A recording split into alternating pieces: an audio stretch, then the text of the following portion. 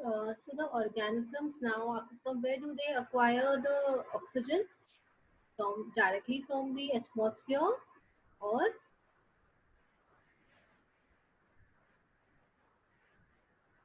directly from the atmosphere, or dissolved in water. Human beings, they breathe in with, from the atmosphere, and the fishes which breathe in from the oxygen present in the water in the dissolved form.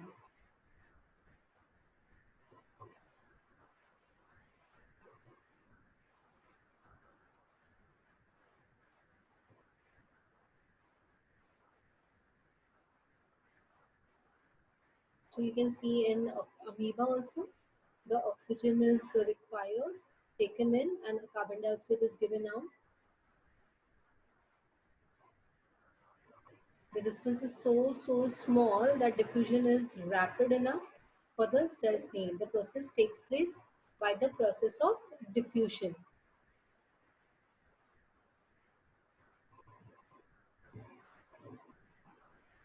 Here it is through the plasma membrane.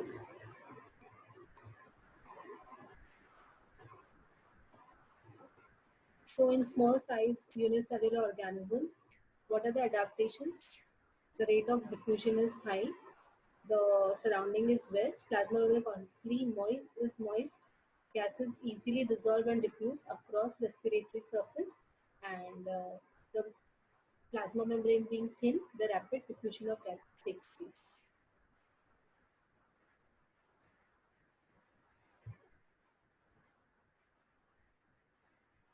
So there are two types of organisms: the unicellular organism and the multicellular organisms. So in unicellular organism, they do not require any special respiratory structure like nose and lungs and all. Okay, it is happening by diffusion on the surface of the cell through the plasma membrane. So there are some examples here. Concentration of O2 is higher in surrounding water compared to the cell of, so O2 diffuse into the cell through plasma membrane by simple diffusion. And concentration of CO2 is higher in the cell compared to the surrounding water. So CO2 diffuse out of the cell through plasma membrane by simple diffusion. As animals increase in size, what happens to the surface area to volume ratio? Surface area to volume ratio, it decreases. The volume increases and the surface area is less.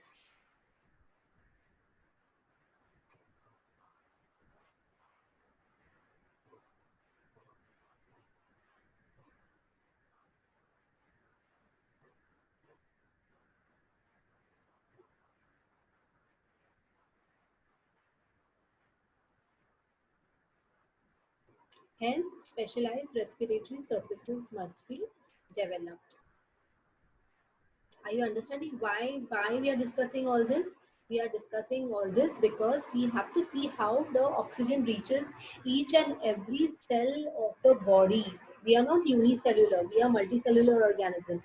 In unicellular, it is good. Only one cell is there, and that much oxygen is required, and that much carbon dioxide is given out. But in case of larger multicellular organisms, the total surface area of the body is very high, so you can't breathe by the skin only. Okay, you have to have specialized respiratory structures or organs like the lungs, which are helping us to complete the process of respiration, and so many other organs are there to complement this process of respiration, like the nostrils, the trachea, the of course the heart, which is pumping the deoxygenated blood and taking back the oxygenated blood to each and every cell.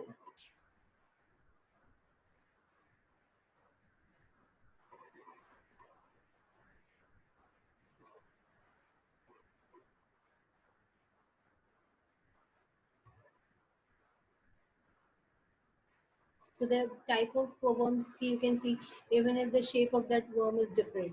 So there will be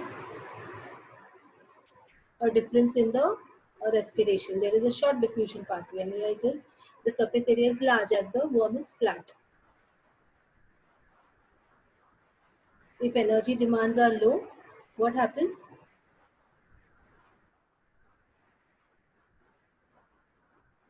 The relatively low rate of gas exchange by diffusion may suffice even for a larger, thicker body. Example, a jellyfish. If the energy demand is low, that is not a problem at all.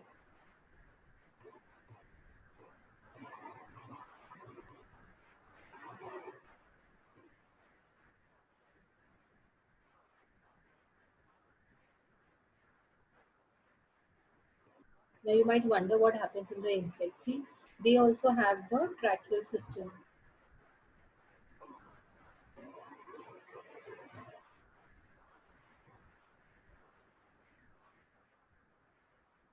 Same like human beings. We have done the other day for the human beings.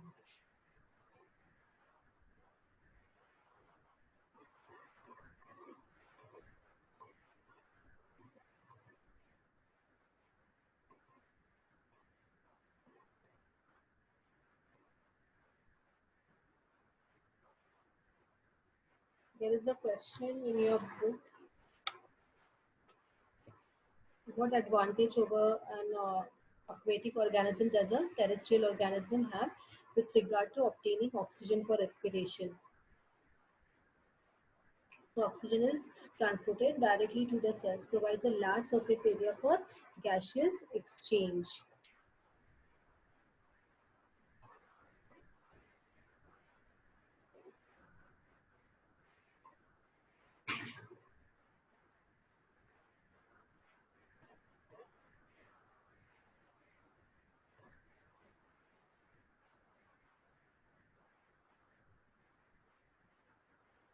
Now, what does the adaptation of lung have for gaseous exchange?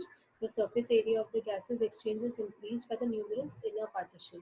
To increase the surface area for gases exchange, there are a lot of alveoli present, covered with a rich network of blood capillary to transport these respiratory gases to and from the body cells. The membrane of the lungs are thin and moist, facilitate the efficient diffusion of respiratory gases in and out rapidly. अंदर के जो walls होते हैं, that is always moist, so that the diffusion takes place fast.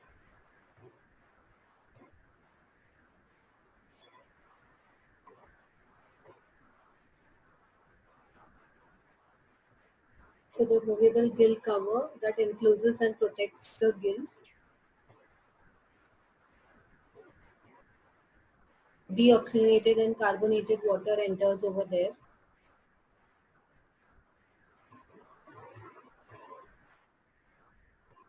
That is the buccal cavity.